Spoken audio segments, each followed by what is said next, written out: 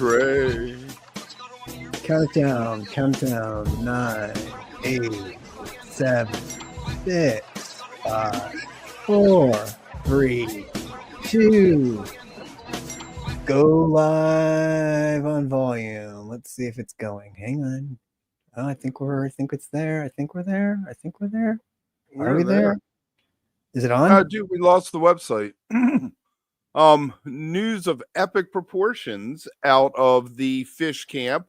Trey is bringing back the octet for 8 shows or something like that. We'll look at the dates in a second. First time since before the MSG in 2024 run Fish did that the band has done more than a one-off or a festival or something like that. They did 2 before Den Company, obviously, the warm-up show in LA. And a lot to talk about, a lot to unpack with this, what our hopes and dreams are, but he announced the Beacon thing. He did smart. He announced the Beacon thing. All this, everybody wanted tickets. You heard everybody complaining they couldn't get tickets. So, all right, cool. I'm going to add a whole show, but I'm going to do it in the Midwest. It's an interesting, when was the last time he played Nebraska? Right. I guess we'll bring it up. Hang on. Let's bring it up real quick and we can talk about it real quick here. There we go. All right, so 2 at the Mission, great little place. A nice mixture of ballrooms and small theaters, so you get the intimate thing. Even though I don't think Trey could sell out arenas with Tab. Well, it's funny. I was joking with my Boulder friends earlier today when this was announced, because one of them was trying to do the Beacon shows and she got the tickets, but she was trying to figure out logistics and things. And she's like, God, I wish he would just do a tour. And so today when he announced it, she's like, good. Now I can sell my Beacon tickets and go to the Mission show. But I thought Mission in the Rain too. He better play it. It's set up for that. But the funny thing is I joked to her. I was like, well, this bodes well for Dick's next year, because if Trey was true to his word about wanting to play Boulder more, it sure seems like Trey Band in Boulder would have been a prime time to play somewhere in Boulder. And then she fired back and was like, no, everything's too small in Boulder. I was like, yeah, Boulder but the Bellwether is nowhere near what Mission is. Well, the Bellwether out here was only 1,500, I think 2,000 all in, and Mission is 3,500 or 3,600. So the jam band contingent in Denver in Colorado, it's bigger than LA. Right. I agree. I'm just saying, if he wanted to do it is like Medina. He could have done one show in Boulder, though, and then done Denver. I'm just saying, in my little theory of theories, that this bodes well for Dick's coming back to Dick's. That's all I'm saying. There you go. I don't think they will. I know you don't. That's why I'm saying it. We got Nebraska. Hopefully our man in Iowa, Ghost Llama, will be hitting that show. I mean, Llama's got to be excited. He's got a show. He always complains about shows never coming through there. Here's his golden opportunity. Again, when was the last time he played Nebraska? I know Fish was there in 95 because I was there, but I think they were there, in 97? They were there after that too, I think. I can't remember. But Nebraska, it's been a long time. That's pretty cool to do Denver, Nebraska, Iowa. I like that a lot. Missouri. Cool. Yeah, I mean, Missouri, you get back into. I heard the Factory's a really cool place, though, from my buddy out there. He said that's a perfect place for Trey show, so that'll be really cool. And then Cincinnati, Detroit, Akron, cool.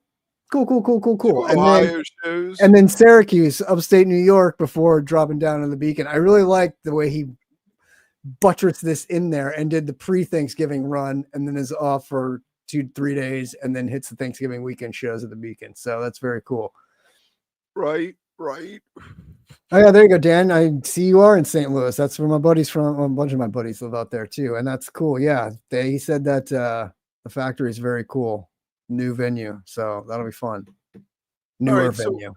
I think part of the reason, when did James Casey die? He died. I saw one of the last shows when they played Pier 6, and they replaced him with a guy, Kenneth Whalum, who we got to see some of. Do we want to put us back up? Oh, yeah. There you go. Kenneth Whalum, who we got to see some of at the Dead 60. I think he's really good. I think he's going to fit in great.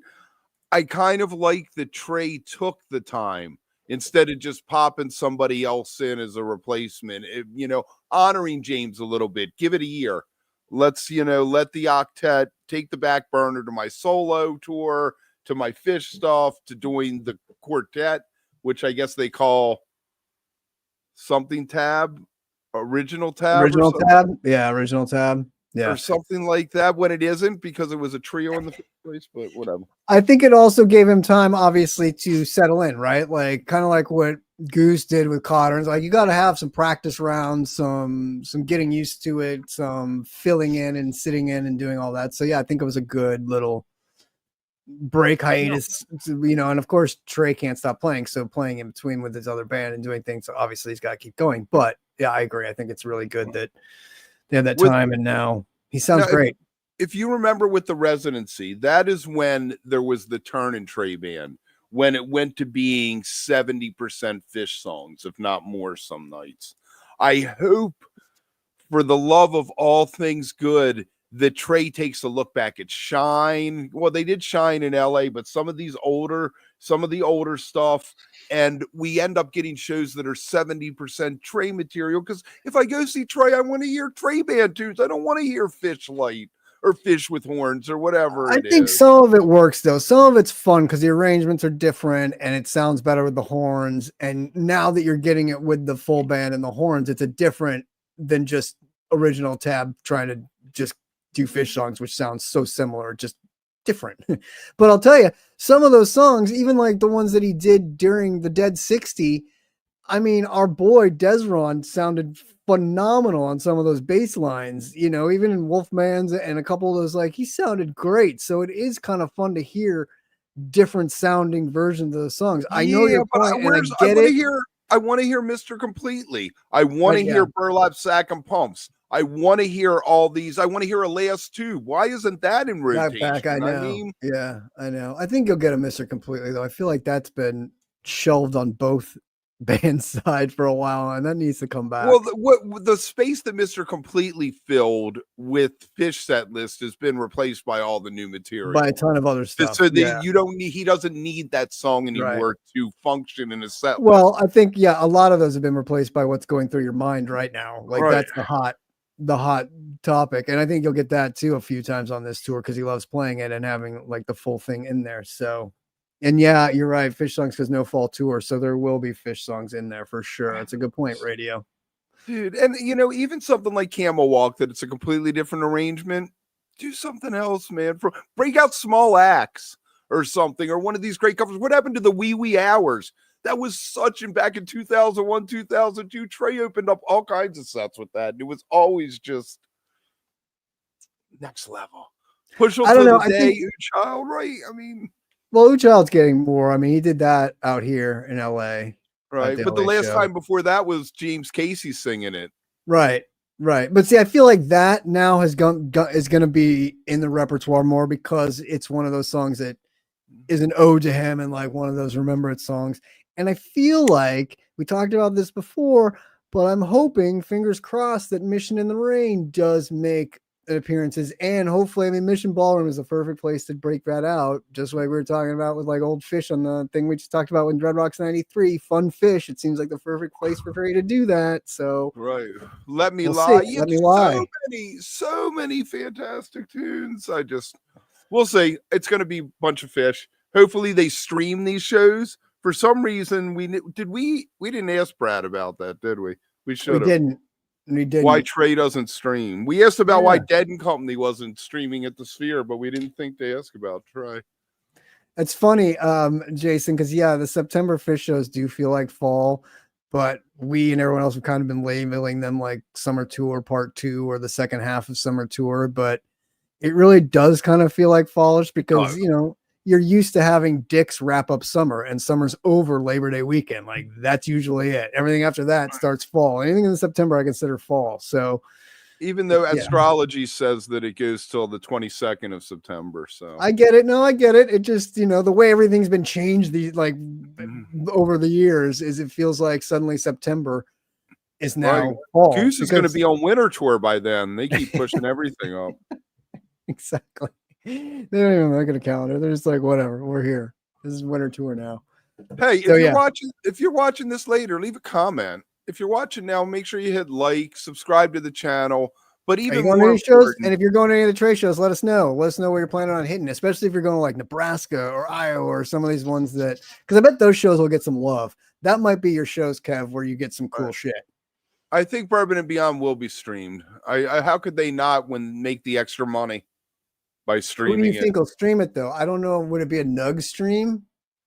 I don't know. I think Or YouTube thing? Do they have a YouTube channel? I don't know, but festivals usually have kind of a weird, are on different things. So like volume, Twitch or something. Weren't the original Beacon shows that Trey did in 2020 on Twitch for free? Yeah, that sounds right, doesn't it? Because then we have to do something weird to like watch it. Or, like, yeah, you have to go over to Twitch to watch it. You're right. I think maybe they were, but yeah, it would be cool if they were streamed.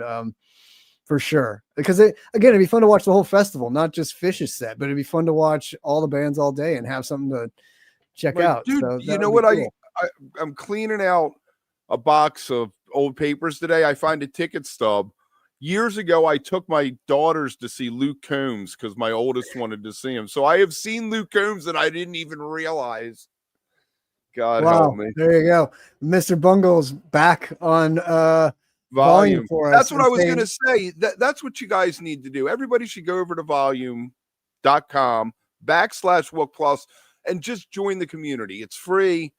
It'll really help us look good. And then when you're over there, kick around a little bit and look at it, because the members only stuff we do here is migrating over to there. But see, I told you too much. And there's some just go join the community. Go over, become a member over there for free. Join the community, and then and like Kev, search around because there's a Maggie Rose / Karina Reichman show coming up. Yes. Very soon that you can watch for free over there, which will be really cool. But Mr. Bungle was saying that the bass was badass in San Francisco and he loved it. It sounded great. And then yes, Twitch, Kev, it was on Twitch. That was a good callback. I totally forgot about that. That was weird. I can remember it all from the beginning. Glad somebody can. All right, give me a all clear, and we'll get out of here. We love you guys. Matt Bush tomorrow on Live 9 Eastern. Yeah, check it out tomorrow on Live and Wook Club. We just did a Wook Club on Red Rocks 93. Go over to Volume. It'll be out next week.